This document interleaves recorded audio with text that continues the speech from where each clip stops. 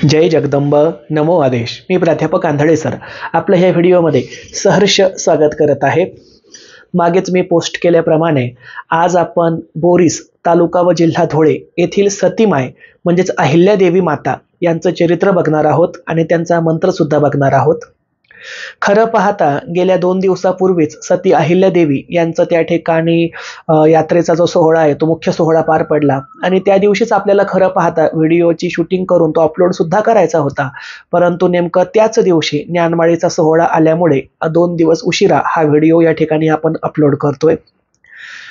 गंमत अशी असते बघा, काही दैवतांबद्दल आपल्याला कधी माहिती सुद्धा नसते, कधी त्या गोष्टीचा लवलेशही नसतो, परंतु ही दैवत स्वतःहून आपल्याला स्वतःकडे आकर्षित करतात. तसंच काहीसं माझ्या बाबतीमध्ये झालं. म्हणजे सतीमाय बोरीस या गावाशी, या देवतेशी, या त्या ठिकाणच्या कहाणीशी माझा कुठलाही संबंध नव्हता. मी केव्हाही तिथे दर्शनाला गेलेलो नव्हतो. परंतु माझ्याकडे संभाजीनगर शहरामधून त्या ठिकाणी सचिन झांबरे आणि सुप्रिया झांबरे जे स्वतः आपल्या जगदंबा देवी ट्रस्ट अँड फाउंडेशनचे उपाध्यक्ष आणि सचिव आहेत, पती पत्नी, ते आले होते. त्यांनी माझ्याकडे त्या ठिकाणी फी भरली आणि माझ्याकडे ते कोढं सोडवण्यासाठी बसले. त्यांचे काही वैयक्तिक कारणं होती. त्या वैयक्तिक कारणासाठी त्यांनी सांगितलं की भाऊ आमच्या मागे काही असेल, काही जाणवत असेल तर बघा. मी ज्या वेळेला ध्यानामध्ये बसलो त्यावेळेला मला सातत्याने बोरीसची सती, बोरीसची सती, बोरीसची सती असं नाव मनामध्ये घुमायला लागलं. वारंवार ते मनामध्ये उमटायला लागलं. अंतरपटलावरती तरंग उठायला लागले. मी मागेही सांगितलं होतं की कोणालाच डोळ्यासमोर काही खडाखडा दिसत नसतं, तसं मलाही दिसत नाही. दिव्य दृष्टी तर अजिबातच नाही. परंतु डोळ्याच्या समोर किंवा मनामध्ये बोरीसची सतीमाय असा जो शब्द आला तर मी त्यांना विचारलं की बोरीस गावच्या सतीमाईशी तुमचा काही संबंध आहे का? ज्या वेळेला त्यांनी माहिती काढली तेव्हा त्यांच्या लक्षात आलं की खानदेशामधील बरेच लोक हे बोरीसच्या सतीमाईला मानतात, तिच्या दर्शनासाठी जातात आणि त्यापैकीच एक झांबरे कुटुंबियाचे पूर्वज सुद्धा त्या ठिकाणी दर्शनाला जात होते. पण नंतरच्या काही काळामध्ये ती प्रथा बंद पडली आणि ते स्वतः त्या ठिकाणावरून माझ्याकडून माहिती घेऊन झांबरे दाम्पत्य बोरीसच्या सतीमाईच्या दर्शनासाठी त्या गावाला गेलं. तिथे जाऊन त्यांनी देवीचं दर्शन वगैरे घेतलं. मी तो विषय विसरूनही गेलो दैनंदिन कामामध्ये. विशेष म्हणजे मी त्यांना फोनही केला नाही की बाबा तुम्ही दर्शनाला गेले होते तर दर्शन कशी झाली, काय झाली, किंवा मंदिर कसं आहे, मी काहीही त्यांना विचारलं नाही. त्या रात्री मी झोपलो आणि पहाटे 4:30 ते 5च्या दरम्यान मला एक दिव्य दृष्टांत आला. दिव्य दृष्टांत असा आला की एक मंदिर दिसलं. त्या मंदिराच्या बाहेर मी एका ओट्यावरती बसलेलो होतो आणि मी कसलं तरी पुस्तक वाचत होतो. तेवढ्यात तेथे एक जख्ख म्हातारी, केस मोकळे सोडलेली आणि कमरेमधून वाकलेली काठी टेकवत टेकवत माझ्याजवळ आली. आजीबाईंनी पांढऱ्या रंगाचं पातळ घातलेलं होतं, कपाळावरती कुंकवाचा टिळा होता, केस मोकळे सोडलेले होते, परंतु वय प्रचंड असून सुद्धा चेहऱ्यावरती प्रचंड तेज दिसत होतं. म्हणजेच वयाच्या मानाने त्या अतिशय तरुण वाटत होत्या. अशा त्या आजी येऊन माझ्यापाशी खाली बसल्या आणि मला विचारलं की बाळा तू कुठून आलास, काय आलास? मी त्यांना माझा परिचय दिला. मी त्यांना विचारलं आजीबाई तुम्ही कुठलच्या राहणाऱ्या? तर त्यांनी मला मंदिराकडे बोट करून दाखवलं आणि सांगितलं मी या मंदिरामध्येच राहते. म्हटलं अच्छा, मग तुम्ही इथल्या सेवेकरी आहात का, पुजारी आहात का? आजी हसली, म्हटली मी पुजारी नाही, सेवेकरी नाही, मी सतत गाभाऱ्यामध्ये बसून असते. म्हटलं तुमचं नाव काय? त्यांनी सांगितलं माझं नाव अहिल्याबाई. म्हटलं अहिल्याबाई, अच्छा. आणि मी ज्या वेळेला मंदिराच्या पाठीकडे बघितलं तेव्हा त्या ठिकाणी सती अहिल्यादेवी मंदिर असा मला बोर्ड दिसला. म्हटलं किती गंमत आहे हो आजी, हे मंदिर सुद्धा सती अहिल्या मातेचं आहे, तुमचं नाव सुद्धा अहिल्याबाई, नावाची किती समरूपता आहे नाही का? त्यावरती त्या गोड हसल्या आणि मला म्हणाल्या की माझं तुला एक म्हणणं आहे, ते म्हणणं पूर्ण करशील? म्हटलं हो आजी. मला म्हणे तू खूप गोड बोलतोस तर माझी अशी इच्छा आहे की या सती देवीची कथा तू तुझ्या मुखातून 4 लोकांना सांगावी. म्हटलं मी लोकांना कसं सांगणार आणि या ठिकाणी कुठले लोक एकत्र येणार आणि मला इथलची माहिती नेमकी कशी? त्या आजींनी मला एक स्टोरी स्वप्नामध्ये सांगितली. ज्या वेळेला मी नंतर या स्वप्नाचा अर्थ बघितला त्यानंतर मी मंदिर संस्थांकडून माहिती पुस्तिका बोलवली तर आजींनी सांगितलेली माहिती आणि मंदिर पुस्तिकेमध्ये प्रकाशित झालेली माहिती जवळपास 50% सारखी होती जी मला आठवत होती. आणि मग माझ्या लक्षात आलं की सती मातेने स्वतः म्हाताऱ्या स्त्रीचं रूप घेऊन मला हा आदेश दिला. मी केव्हाही दर्शनाला गेलो नाही, तरी सुद्धा माझ्यावरती कृपा केली, मला निवडलं. आणि अशा पद्धतीनुसार ही पार्श्वभूमी या ठिकाणी मी पूर्ण सांगून गेलेलो आहे. आता आपण मूळ कथेकडे वळूया. बघा, गावाचं नाव आहे बोरीस, तालुका आणि जिल्हा धुळे. बोरीस या गावी अर्जुन पाटील नावाचे एक सद्गृहस्थ राहत होते. हे अर्जुन पाटील यांना एक लहान भाऊ सुद्धा होता, त्याचं नाव म्हणजे कामा पाटील. अर्जुन पाटील आणि कामा पाटील हे दोन बंधू आणि या दोघही भावांकडे बक्कळ अशी शेती होती. मजूर हाताखाली होते, बैलगाडी होती, काठेवाडी घोड्यांचे टांगे होते आणि विशेष म्हणजे अतिशय बागायती शेती असल्यामुळे सधन कुटुंब, सावकार कुटुंब म्हणून अर्जुन पाटील आणि कामा भाऊ म्हणजेच कामा पाटील या दोन भावांचा दबदबा बोरीस गावामध्ये होता. अर्जुन पाटील यांचं लग्न झालेलं होतं आणि त्यांच्या पत्नीचं नाव होतं सौभाग्यवती सकवारबाई. आता अर्जुन पाटील हे गावातील ज्येष्ठ असल्यामुळे आणि श्रीमंत असल्यामुळे त्यांना आदरयुक्त मान म्हणून गावचे गावकरी तात्या म्हणून संबोधत असत. त्यांना संपूर्ण गाव अर्जुन तात्या ह्या नावानेच हाक मारत असे. लग्नाला बरेच वर्ष झाली होती, परंतु सकवारबाई आणि अर्जुनराव यांच्या पोटाला संतती नव्हती. ते दोघंही वांज होते. वांजपणाचं दुःख एवढं दारुण होतं की नाना प्रकारचे देवऋषी, बाबा, बुवा, भगत, तांत्रिक, मांत्रिक एवढंच काय तर त्या काळामध्ये जी काही थोडीफार वैद्यकीय म्हणजे उपचार व्यवस्था होती ती सुद्धा सर्व अवलंबून बघितली, परंतु तरीही पोटी मूलबाळ मात्र जन्माला आले नाही. आणि या गोष्टीचा ध्यास अर्जुन पाटील यांच्या सौभाग्यवती सकवारबाई यांनी घेतला. सकवारबाईला त्या ठिकाणी त्या अंतःकरणातून खचल्यामुळे चिंता रोग लागला आणि हा चिंता रोगच त्यांना चितेपर्यंत घेऊन गेला. सकवारबाई जमिनीला खिळल्या, त्यांना नाना विविध प्रकारचे त्रास होऊ लागले, त्यांची मनःशांती भंग पावली आणि अशा दारुण अवस्थेमध्येच सकवारबाई यांचं एके दिवशी निधन झालं. अर्जुन पाटील हे त्या ठिकाणी पोरके झाले. पत्नीचं निधन होत नाही तोच त्या ठिकाणी त्यांचा लहाना भाऊ कामा पाटील याने मोठ्या बंधूसोबत भांडण उकरलं.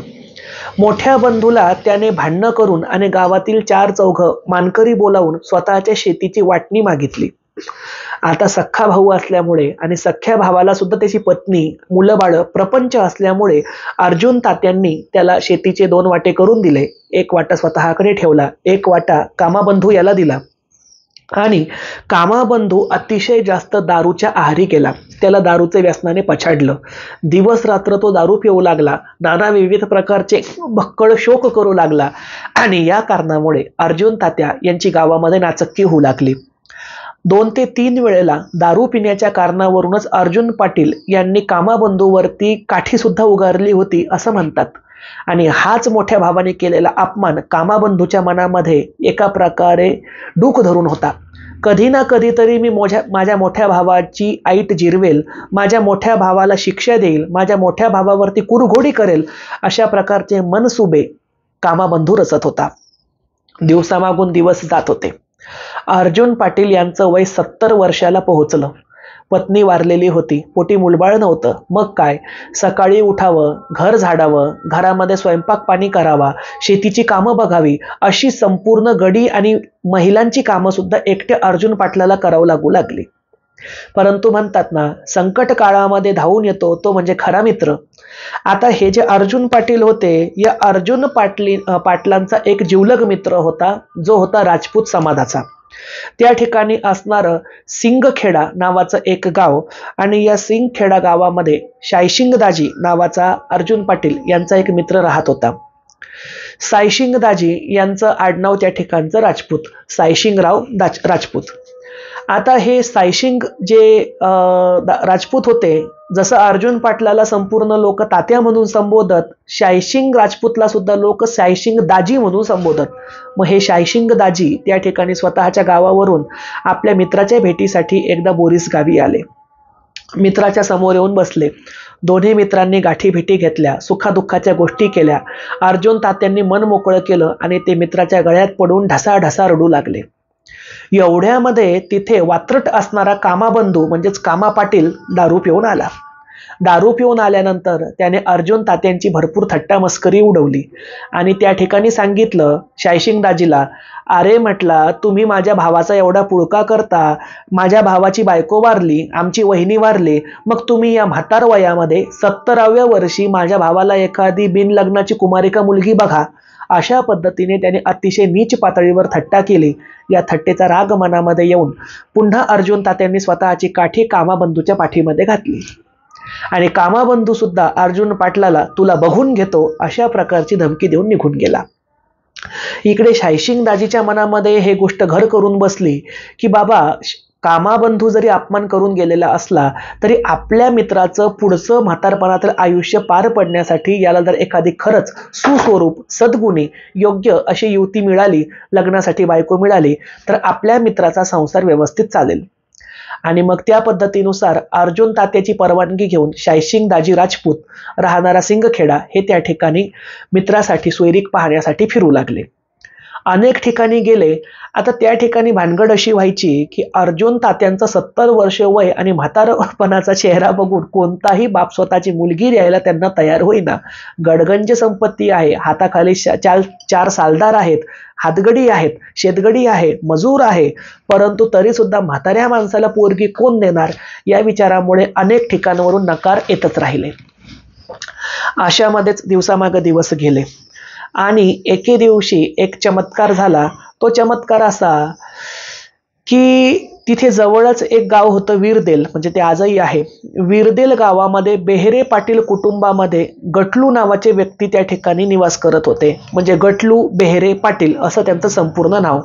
गटलू बेहरे पाटलाला एकूण 2 बंधू शिल्लक होते, म्हणजे एकूण ते 3 भावांचा खटला होता त्या ठिकाणचा. त्यांची भरपूर त्या ठिकाणची संपत्ती वगैरे होती, परंतु थोडी गरिबीच होती. अशा ह्या गटलू पाटलाच्या पोटी चैत्र शुद्ध प्रतिपदेच्या दिवशी एका कन्यारत्नाचा जन्म झाला आणि अतिशय तेजपुंज असं कन्यारत्न जन्माला आल्यानंतर नेमकं 5वीच्या दिवशी एक संन्याशी दारामध्ये येऊन उभा राहिला. त्या संन्याशाला त्या ठिकाणी त्यांनी पाहुणचार केला, चहा पाणी दिला आणि त्या संन्याशाने त्या ठिकाणी सांगितलं की ही जी मुलगी जन्माला आलेली आहे हिला तुम्ही सर्वसामान्य मुलगी समजू नका. ही तुमच्या कुटुंबामध्ये साक्षात एक देवीचा अंश म्हणून जन्मलेली आहे आणि ही मुलगी उद्या संपूर्ण पित्याच्या कुळाचा आणि पतीच्या कुळाचा सुद्धा उद्धार करणार आहे. कारण ही मुलगी त्या ठिकाणी सती म्हणून, पतिव्रता म्हणून स्वतःचं नाव मिरवणार आहे. अशा पद्धतीने शुभ आशीर्वाद देऊन संन्याशी त्या ठिकाणावरून निघून गेला. अहिल्याबाईचा जन्म झाला आणि अहिल्याबाई दिवसेंदिवस उपवर होऊ लागली. हळूहळू तिच्या सौंदर्याची चर्चा संपूर्ण गावामध्ये पसरली. अनेक लोकांनी येऊन अहिल्याबाईला मागणी सुद्धा घातली, परंतु अहिल्या काही लग्नासाठी तयार होत नसे. अशामध्येच 17 वर्षाची अहिल्या झाली आणि गावामध्ये कुजबूज सुरू झाली. त्या काळामध्ये मुलींची लवकर लग्न होत असे. 12 वर्ष, 13 वर्ष, फार तर फार 14व्या 15व्या वर्षीच मुलीला वाटी लावल्या जायचं आणि ही तर 2 वर्ष अधिक भरते, म्हणजे 17 वर्षांची मुलगी आहे. एवढी जानजवान मुलगी लग्नाला तयार होत नाही. यावरून गावच्या लोकांनी गटलू पाटील आणि त्याच्या बंधूंना जाब विचारला, तुम्हाला नेमकी ह्या मुलीपासून काय लालूच आहे? ही मुलगी तुमच्या काय कामाची? तुम्ही हिला घरीच ठेवणार आहात का? तुमच्या मुलीचं बाहेर कुठे काही लफडं आहे का? का तुमच्या मुलीसोबतच काही वेगळी भानगड आहे? अशा नाना विविध प्रकारच्या नीच प्रश्न ग्रामपंचायतीने सभासदांनी त्या ठिकाणी गटलू बेहरे पाटील यांना विचारले. बाप अक्षरशः ढसाढसा रडू लागला. त्या ठिकाणी पंचांनी फरमान सोडलं की अहिल्याला आणून इथं उभी करा. अहिल्या त्या ठिकाणी जाऊन उभी राहिली.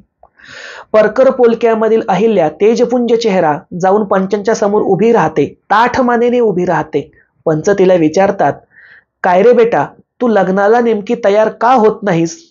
त्यावर अहिल्या उत्तर देते, माझ्या लायकीचा वर अजून मला मिळालेला नाही, त्यामुळे मी लग्नाला तयार झालेले नाही. मग म्हटले, तुझ्या लायकीचा वर म्हणजे तुला नेमका कसा नवरा पाहिजे, कसा नवरदेव पाहिजे? यावर सती अहिल्या हसून म्हणते, हा माझा 3रा जन्म आहे. याच्या आधी मी 2 जन्म घेतलेले आहे. जो कोणी पुरुष माझे 2 जन्म मला पूर्ववत पद्धतीनुसार सांगेल, मी त्याच पुरुषाशी माझं लग्न करेल. असा अंतर्ज्ञानी पुरुषच मला नवरा म्हणून हवा. माझे पूर्वीचे 2 जन्म सांगावे, त्यांची खाणखून सांगावी, मी त्याच्यासोबत माळ घालून लग्न करायला तयार आहे. संपूर्ण पंच आश्चर्यामध्ये पडले.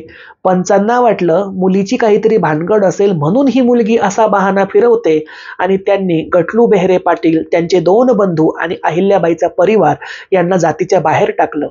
त्यांना नदीवरती पाणी भरू देईनात, त्यांना विहिरीवरतून पाणी घेऊ देईनात, त्यांना लग्नामध्ये बोलवेनात. अशा पद्धतीनुसार त्यांचे हाल सुरू झाले आणि शेवटी गटलू पाटील ढसाढसा रडू लागला. पोटी जन्मलेल्या कन्येला शिव्या देऊ लागला. अशी कशी करंटी चांडाळीन आमच्या कुळामध्ये जन्माला आली, जी लग्नाला नकार देते, पूर्वीचे 2 जन्म सांगा म्हणते. आणि एके दिवशी काका चुलत्यांनी आणि बापांनी मिळून सती अहिल्याबाईचं मनगट पकडलं. तिला जाब विचारला, काय ग, पूर्वीचे 2 जन्म झाले म्हणतेस, तुझे 2 जन्म तू आत्ता आम्हाला सांग, आम्ही त्याची खबर काढतो. जर ती माहिती चुकीची निघली तर तुझं आम्ही बळजबरीने लग्न लावून देऊ. सती अहिल्या हसली, म्हणली, बाबा काहीच हरकत नाही, माझे पूर्वीचे 2 जन्म सुद्धा मी तुम्हाला त्या ठिकाणी सांगते. माझा पहिला जन्म त्या ठिकाणी गोंगापूर, तालुका शहादा येथे नारायण भटजी या ब्राह्मण कुटुंबामध्ये झाला होता. मी 12 वर्षांची झाले आणि 12व्या वर्षीच माझा मृत्यू झाला. त्यानंतर मी दुसरा जन्म नेरभदाने, तालुका साखरी येथे दगडूमाळी यांच्या घरी घेतला. दगडूमाळीच्या पोटी जन्म घेऊन मी जिरेमाळी कुटुंबामध्ये जन्मलेले होते आणि या जिरेमाळी कुटुंबामध्ये माझं लग्न प्रकाशा नावाच्या गावामध्ये झालं होतं. तिथे मी नुकतीच सासरी नांदायला गेले आणि हळद फिटायच्या दिवशीच माझा मृत्यू झाला. आणि तिसरा जन्म माझा विरदेल गावी बेहरे कुटुंबामध्ये तुमच्या पोटी झालेला आहे. वडिलांनी आणि चुलत्यांनी ठरवलं, आपल्या पोरींनी जी 2 गावं सांगितली, शहादा आणि त्या ठिकाणी असणारं नेरभदाने, इथे जाऊन चौकशी करायची. 2ही गावांमध्ये गेले. त्या गावामध्ये जाऊन त्या कुटुंबाची माहिती घेतली. त्या कुटुंबात जाऊन विचारलं की तुमच्या घरात कोणी मुलगी जन्माला आली होती का? त्या घराण्यामध्ये 3री-4थी पिढी सुरू होती. त्यांनी सांगितलं, हो, 2 पिढ्यांपूर्वी, 100 वर्षापूर्वी अशी मुलगी आमच्या कुटुंबामध्ये जन्माला आली होती.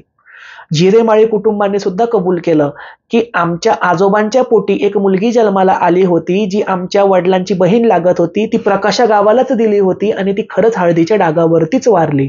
आणि काकांचे आणि गटलू पाटलाचे डोळे खाडकन उघडले. घरी वापस आलेले आहे. मुलीचं सत्व पटलेलं आहे, पण गावच्या लोकांना समजावून नेमकं कोण सांगेल, हा मात्र यक्ष प्रश्न होता. इकडे काय झालं की शायशिंग दाजी आणि असणारे अर्जुन तात्या हे एके दिवस त्या ठिकाणी दुडाई नावाच्या गावामध्ये बाजाराला गेले.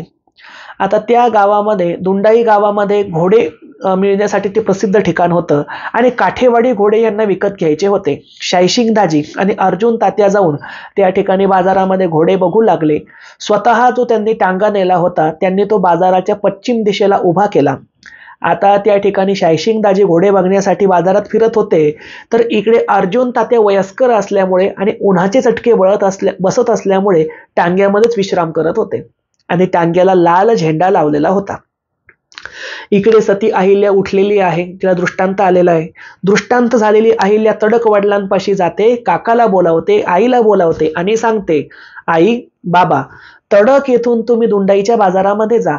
त्या ठिकाणी माझे पती काठेवाडी घोडे घेण्यासाठी आलेले आहे. स्वतः काठेवाडी घोड्याच्या टांग्यामध्ये ते विश्राम करत आहे. टांग्याच्या बाहेर लाल रंगाचा झेंडा आहे. पश्चिम दिशेमध्ये तुम्हाला ते सापडतील. त्या ठिकाणी गटलू पाटील, त्यांचे बंधू आणि त्यांची पत्नी असे सर्वजण त्या ठिकाणी त्या बाजारामध्ये गेले. बाजारामध्ये चौकशी केली. पश्चिम दिशेकडे जाऊन बघतात तर काय, अर्जुन पाटील तर आतमध्ये झोपलेले होते, परंतु शायशिंग दाजी बाहेर उभे होते. ते तंबाखू खात होते. तंबाखू खाणाऱ्या शायशिंग दाजीला जाऊन सती अहिल्याबाईचे वडील, चुलते आणि आई विचारतात, का हो, तुम्ही बिनलग्नाचे आहात का? नाही म्हणे, मला तर परिवार आहे, मला पती पत्नी आहे. का बरं, तुम्ही असा प्रश्न मला नेमका का विचारला? नाही म्हटले, आमच्या मुलींनी सांगितलेलं आहे की तुमच्या घोड्याच्या ह्या गाडीमध्ये, घोडा गाडीमध्ये, टांग्यामध्ये या ठिकाणी एक माणूस कोणीतरी आहे, त्याच्याशीच मी लग्न करणार. तर आम्हाला वाटलं तुम्हीच आहे काय? अरे हत्तीच्या म्हटले, तो मी नाही, तर गाडीमध्ये माझा एक मित्र झोपलेला आहे, त्या मित्राला मी बोलावतो. आणि मग शायशिंग दाजीने अर्जुन पाटलांना गाडीच्या बाहेर आवाज दिला. अर्जुन पाटील उठून जसे गाडीच्या बाहेर येतात, तसं 70 वर्षाच्या म्हाताऱ्या अर्जुन तात्याला बघून अहिल्याबाईच्या आई वडिलांनी रडायला सुरुवात केली. अरे अरे देवा, आमच्या मुलीने 17 वर्षापर्यंत मुलगा पसंत केला नाही आणि आता पसंत केलंय ते 70 वर्षाच्या म्हाताऱ्याला, जो तिच्यापेक्षा 53 वर्षांनी मोठा आहे. अशा ह्या म्हाताऱ्यासोबत आमची मुलगी कसा संसार करणार? आणि ते ढाईमोकळून रडू लागले. शायसिंग दाजीने त्यांची समजूत काढली. तो म्हणाला, अहो हे नियतीचे योग असतात. तुमच्या मुलीला जी दिव्य दृष्टी आहे, तिने स्वतःचे पूर्वीचे 2 जन्म तुम्हाला अचूकपणे सांगितले. मग या जन्मातील तिचा पती कोण हेही तिला अचूक माहिती असणार. तुम्ही बिनधास्तपणे लग्नाच्या तयारीला लागा. शायसिंग दाजी आणि अर्जुन तात्या हे त्या ठिकाणावरून असणाऱ्या विरदेल गावी आले, म्हणजेच अहिल्याबाईच्या माहेरी आले. आता अर्जुन तात्याला सर्वांनी चाट मारली की तुझं लग्न आहे हे सांगितलंच नाही, आपल्याला फक्त घोडे बघण्यासाठी या गटलू पाटलाच्या घरी जायचं आहे असा खोटा बहाणा करून त्यांना गुरुवारी रात्री विरदेल गावी आणण्यात आलं. दुसऱ्या दिवशी सकाळी शुक्रवार होता. शुक्रवारी आंघोळीला पाणी काढण्यात आलं, मांडव टाकण्यात आला, लग्नाची तयारी करण्यात आली आणि अर्जुन तात्याला सांगण्यात आलं, तुम्ही जाऊन पाटावर बसा, तुम्हाला आंघोळ घालून हळद लावायची. अर्जुन तात्या म्हणतात, अहो घोडे दाखवा, मला हळद कशासाठी लावता? हळद तर लग्नामध्ये लावतात. नाही म्हटले, आमच्या गावची पद्धत आहे, घोडा जर विकत द्यायचा असेल तर आम्ही त्या ठिकाणी 5 मुलींच्या हाताने हळद लावून मांडवामध्ये उभं करूनच घोडा देत असतो. आमच्या गावची ती रीत आहे. अर्जुन तात्या भोळे होते, पाटावरती जाऊन बसले. इकडे सती अहिल्याच्या 4-5 गावातील लहान लहान मैत्रिणी आल्या. 12, 13, 14 वर्षाच्या ह्या 5-6 मुली येतात आणि जसा म्हातारा नवरदेव पाहतात, 70 वर्षाच्या म्हाताऱ्याला पाहून त्यांचं बोट दाताखाली चावतात. हत्तीच्या अहिल्याने एवढा म्हातारा नवरा केला, या म्हाताऱ्याला आपण हळद लावायची? नको रे बापा, आपण काही हळद लावणार नाही. मैत्रिणी जाऊन अहिल्याबाईला सांगतात, अगं बाई, या म्हाताऱ्याला तूच हळद लावत बैस, याच्यासोबत तूच संसार कर, आम्हाला तुझ्या म्हाताऱ्या नवऱ्याचं तोंड पाहायचं नाही. अहिल्याबाईला हसू येतं. अहिल्याबाई स्वतः हातामध्ये हळद कालवते, ताट घेऊन येते, स्वतःच्या हाताने अर्जुन तात्याला हळद लावते आणि बोहल्यावरती उभं राहून मंगलाष्टका सुरू होतात. आणि ऐन वेळेवर मित्र असणारे शायसिंग दाजी राजपूत हे अर्जुन तात्याच्या कानामध्ये सांगतात, अरे बाबा, तुझं लग्न लागतंय, मीच तुला खोटं बोलून लग्न लावण्यासाठी इथे आणलं. मी तुला म्हटलं होतं ना की मी तुला तसा विधूर राहू देणार नाही, तुझ्यासाठी एखादी मुलगी बघेल. तुझा लहाना भाऊ कामाबंधू याचा माज जिरवण्यासाठीच मी तुझं लग्न आज या ठिकाणी लावून देते. अहिल्याबाईचं आणि अर्जुन तात्यांचं लग्न झालं. लग्न करून सती अहिल्याबाई अर्जुन तात्यांसोबत बोरीस या गावी नांदायला आल्या. घर विरान होतं. विरान घरामध्ये लक्ष्मीचं पाऊल पडलं. घराला रौनक आली, बरकता आली. अतिशय चांगल्या पद्धतीनुसार अनेक वर्ष संसार सती अहिल्याबाईने अर्जुन तात्यांचा केला. परंतु एका गोष्टीचा मोठा अडथळा होता की स्वतःचा कामाबंधू हा जो काही दीर आहे अहिल्याबाईचा, म्हणजे नवऱ्याचा लहान भाऊ, त्याची आपल्यावरती नियत खराब आहे, नजर खराब आहे, हे त्या सती पतिव्रतेनं पहिल्या दिवसापासून ओळखलेलं होतं. त्यामुळे त्या दोघांचं कधी फारसं पटतच नसे. आणि जसे अर्जुन तात्या वार्धक्याकडे जाऊ लागले, ते म्हातारे झाले, तसं त्या ठिकाणी असणाऱ्या जो कामाभाऊ होता तो देवाला नवस करू लागला. तो देवाला म्हणायचा, अरे देवा, लवकरात लवकर माझ्या मोठ्या बंधूला अर्जुन तात्याला मरण येऊ दे, म्हणजे मी माझ्या वहिनीचा भोग घेणार, मी माझ्या वहिनीला रखेल म्हणून ठेवणार, हिच्याशी मी शारीरिक संबंध बनवणार. आणि अशा पद्धतीनुसार पापी मनसुबे मनामध्ये असलेल्या कामाबंधूची पापी वासना अहिल्याबाईला कळालेली होती. नियतीला जे मान्य होतं तेच होणार होतं. अशा पद्धतीनुसार त्या ठिकाणी असणाऱ्या 17 वर्षाचा संसार त्या ठिकाणी सती अहिल्याबाईने अर्जुन तात्यांसोबत केला. 17 वर्षाचा संसार पूर्ण झाला आणि त्या ठिकाणी वयाच्या 35व्या वर्षी, काही ठिकाणी 36वं वर्ष सुद्धा सांगतात की अहिल्याबाई 36 वर्षांच्या आणि अर्जुन पाटील तर त्यांच्यापेक्षा बरेच मोठे होते. तर त्या ठिकाणी अर्जुन पाटलांना क्षयरोग झाला. ते दम्याने पछाडल्या गेले आणि एकाएकी त्यांचं दुर्दैवी निधन झालं. जसा मोठा बंधू वारला, म्हणजे अर्जुन तात्या वारले, तसा कामा बंधू साखर वाटायला लागला, टाळ्या वाजवायला लागला, हसायला लागला. आता म्हातारा मेला, आता याला जाळून आलो की दुसऱ्या दिवसापासून माझी वहिनी म्हणजे माझी जहागीर बनणार, मी हिचा भोग घेणार, मी हिला माझी त्या ठिकाणची बायको म्हणून बटीक बनवून ठेवणार. अहिल्याबाईला बटीक बनवण्याची बातचीत तो जोर जोराने करू लागला. सती अहिल्याच्या काळजाला ह्या शब्दाने घर पडायला लागले. तिने ताबडतोब एका व्यक्तीला त्या ठिकाणी असणारे शायसिंग दाजी यांच्या गावाला पाठवले आणि त्यांच्या गावाला पाठवून निरोप दिला की तुमच्या प्रिय मित्राचा मृत्यू झाला आहे, तुम्ही ताबडतोब माझ्या भेटीसाठी या. शायसिंग दाजी राजपूत हे त्यांच्या गावावरून बोरीस गावी आले. भरपूर त्यांनी मित्राच्या मृत्यूचा शोक केला आणि मित्राच्या मृत्यूचा शोक करून सती अहिल्याबाईला समजवायला गेले. आता अहिल्याबाई लग्न झाल्यापासून दरवर्षी शायसिंग दाजी यांना राखी बांधत असे. त्यांचं बहीण भावाचं नातं झालं होतं. ते बहिणीला समजावून सांगतात, धर्माच्या बहिणीला, की अगं भगिनी, अगं ताई, तू रडू नको, आता तुलाच एकटीला हे सर्व साम्राज्य सांभाळायचंय. अहिल्याबाई म्हणतात, अहो माझ्या पाठीपोटी मूल नाही, बाळ नाही, नवरा हाच माझा परमेश्वर होता. ज्या नवऱ्याला मी स्वतःच्या मनाने वरलं, ज्याला मी माझ्या मनाने निवडलं, अशा नवऱ्यासोबतच मला सती जाऊ द्या, म्हणजे तर त्यांच्या सरणावरती मी स्वतःला जिवंत जाळून घेते, मला इथे जगायचं नाही. पूर्ण गावामध्ये हा म्हणता बातमी पोहोचली. त्या गावच्या आणि आजूबाजूच्या खेड्यापाड्याचे लोक हजारोच्या संख्येने बोरीस गावाकडे यायला लागले आणि इकडे कामाबंधूच्या मनामध्ये ठिणगी पडली, ही बाई जर सती गेली तर मग मी नेमकी वासना पूर्ण कशी करणार, माझं एवढ्या वर्षांचं स्वप्न पूर्ण कसं होणार. काहीही असो, ही माझ्या भावासोबत सती गेली पाहिजे नाही, हिला तर मी माझी रखेल म्हणून ठेवणार. अशा पद्धतीनुसार कपटी विचार मनामध्ये धरून त्या नीच माणसाने सिंदखेडा गावामध्ये पोलीस स्टेशनला ही बातमी कळवली. तेव्हा ब्रिटिशांचं सरकार होतं. ब्रिटिश सरकार काळामध्ये साळुंके नावाचे फौजदार हे सिंदखेडा तालुक्यामध्ये पोलीस स्टेशनमध्ये कार्यवाहक होते. फौजदार स्वतःच्या गाडीमध्ये पोलीस घेऊन त्या ठिकाणी फौज फाटा घेऊन बोरीस गावी आगमन झालेलं आहे. बोरीस गावी आगमन होऊन नाना परीने त्यांनी समजावून सांगितलं अहिल्याबाईला, की तू जवान आहेस, तू या एवढ्या लहान वयामध्ये सती कशी जाणार, तुला हे अग्नीचे चटके सहन कसे होणार. त्यावरती सती अहिल्यादेवीने उत्तर दिलं, माझ्या नवऱ्याच्या प्रेमामध्ये आणि त्यागामध्ये एवढी शक्ती आहे की त्या त्यागाच्या अग्नीमध्येच मी स्वतःची ही काया भस्म करून घेईल, मला संसार मोहमायेची चिंता नाही. सतीचे हे वचन ऐकून पोलीस सुद्धा अवाक झाले. तेवढ्यात तिथे कामाबंधू दारू पिऊन आला आणि म्हणाला, अहो काय ऐकता ह्या बाईचं, हिला वेड लागलेला आहे, हिला आधी कुलपाच्या आत घरामध्ये ठोका, बाहेरून कुलूप घाला आणि पहिले त्या म्हाताऱ्याचं प्रेत उचलून नदीकडे न्या, त्याला जाळून टाका, ही बाई सती जाणार, मग तुम्ही काय कामाचे. आणि बळजबरीने सती अहिल्याबाईला घरामध्ये कोंडण्यात आलं. बाहेरून मोठं दगडी खाणी कुलूप लावण्यात आलं आणि त्या ठिकाणी प्रेत उचलून सर्व गाव नदीकडे गेलेलं आहे. आता दोन महिला राखणदार म्हणून सती अहिल्याबाईच्या घराबाहेर बसलेल्या होत्या. सती अहिल्याने परमेश्वराचा धावा केला, हे परमेश्वरा, मी जर खरी सती पतिव्रता असेल तर तुला माझ्या सतीत्वाची आण आहे, शपथ आहे, मला माझ्या पतीसोबतच त्या ठिकाणी सती जायचं, माझा मार्ग मोकळा कर. आणि चमत्कार बघा, दगडी खाणी भल्लं मोठं कुलूप आपोआप गळून पडलं, त्याचा कोंडा तुटला, कुलूप जमिनीवरती पडलं आणि कडी आपोआप उघडली आणि सती अहिल्याबाई वाऱ्याच्या वेगाने धावत स्वतःच्या पतीच्या सरणाकडे पळत गेल्या. तोपर्यंत जाऊन बघतात तर काय, अर्जुन तात्या यांना सरणावरती ठेवून सरणाला अग्नी सुद्धा लावून देण्यात आला होता. सरण नुकतंच पेटलं होतं. तेवढ्यात तिथे पळत पळत सती अहिल्या येतात. पोलीस सुद्धा अवाक होतात. फौजदार साळुंके जे होते ते सुद्धा अवाक होतात आणि ते कामाबंधूची समजूत काढतात. तुझी वहिनी थोर पतिव्रता आहे, तिच्यामध्ये दैवीय शक्ती आहे, तू तिच्या नादाला लागू नको, तिला तिच्या पतीसोबत तुझ्या भावासोबत सती जाऊ दे बाबा.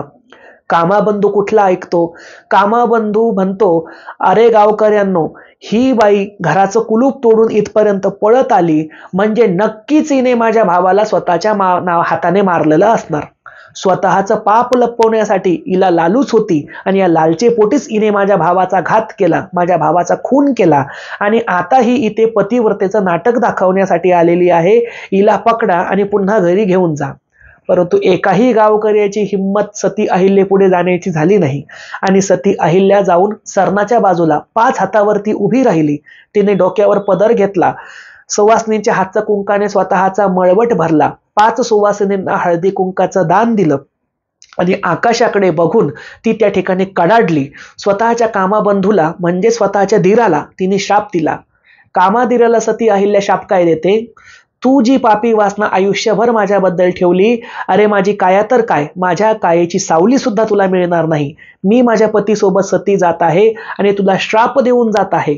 दरवर्षी माझी यात्रा ह्या बोरीस गावामध्ये भरेल आणि पौष कृष्ण चतुर्दशीच्या दिवशी म्हणजे पौष अमावस्येच्या 1 दिवस आधी ही यात्रा सुरू होईल. परंतु ह्या यात्रेमध्ये तुझी पत्नी, तुझी मुलं आणि इथून पुढे तुझा वंश याचा कोणीही त्या ठिकाणचा असणारा उत्तराधिकारी म्हणजे वंशवेलीचा पुढचा एखादा व्यक्ती माझ्या मंदिरामध्ये दर्शनाला येऊ शकणार नाही. कारण यात्रेच्या वेळेला जेव्हा माझी शक्ती पतिव्रता म्हणून पूर्णपणे आलेली असेल त्या दिवशी तुम्हाला सुतक पडेल आणि सुतक असल्यामुळे तुमचं दर्शन माझ्या पायापर्यंत घडणार नाही, माझं दर्शन तुम्हाला मिळणार नाही, तुमची माझ्या पायापर्यंत हात लावण्याची सुद्धा पोहोच ठरणार नाही, असा कळकळीत शाप तिने कामाधीराला दिला. हा दिवस होता त्या ठिकाणी असणारा सोमवार आणि तिथी होती महाशिवरात्र. केवढा पवित्र दिवस तो. आणि अशा या भगवान शंकराची महान भक्त असणारी सती अहिल्या हिने जळत्या सरणामध्ये हर हर महादेव म्हणून उडी मारली आणि बघता बघता काहीच मिनिटामध्ये ती पतीसोबत भस्म सुद्धा झाली. संपूर्ण गाव हळहळला. कामाधीर दारू पिऊन हसत हसत घरी निघून गेला. त्याची मस्ती उतरलेली नव्हती. रात्री 12 वाजेच्या दरम्यान शायशिंग दाजी हे स्वतःच्या घरी झोपलेले होते. त्याच रात्रीची गोष्ट. रात्री 12 वाजता त्यांच्या स्वप्नामध्ये सती अहिल्याबाई गेली आणि शायशिंग दाजीला तिने झोपेतून उठवलं.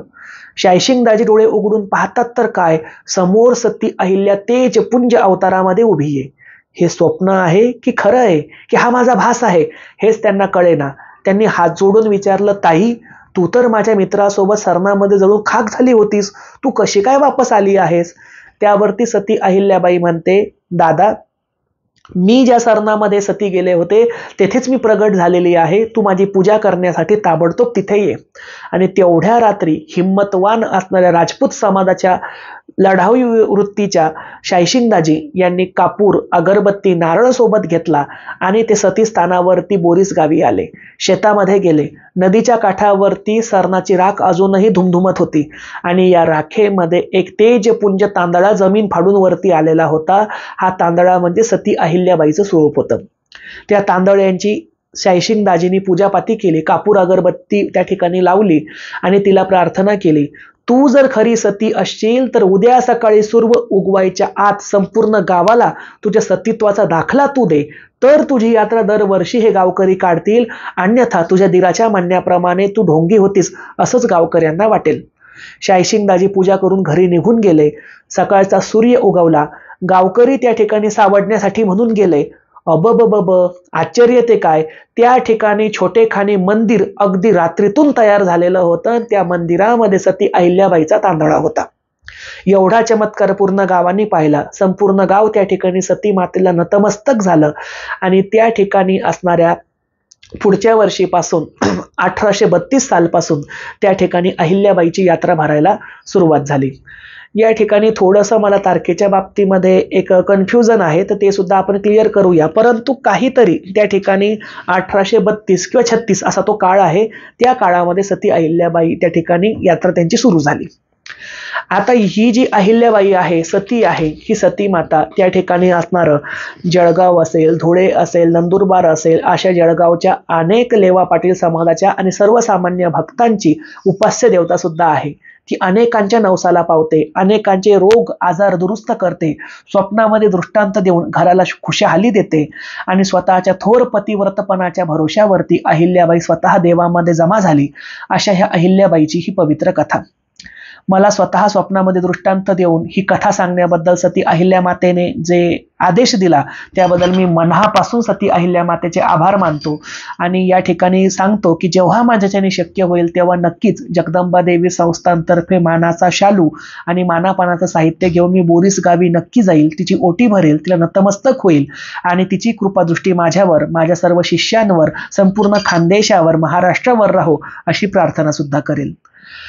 आता या ठिकाणी बघूया आपण की सती मातेचा मानपान नेमका कसा द्यायचा.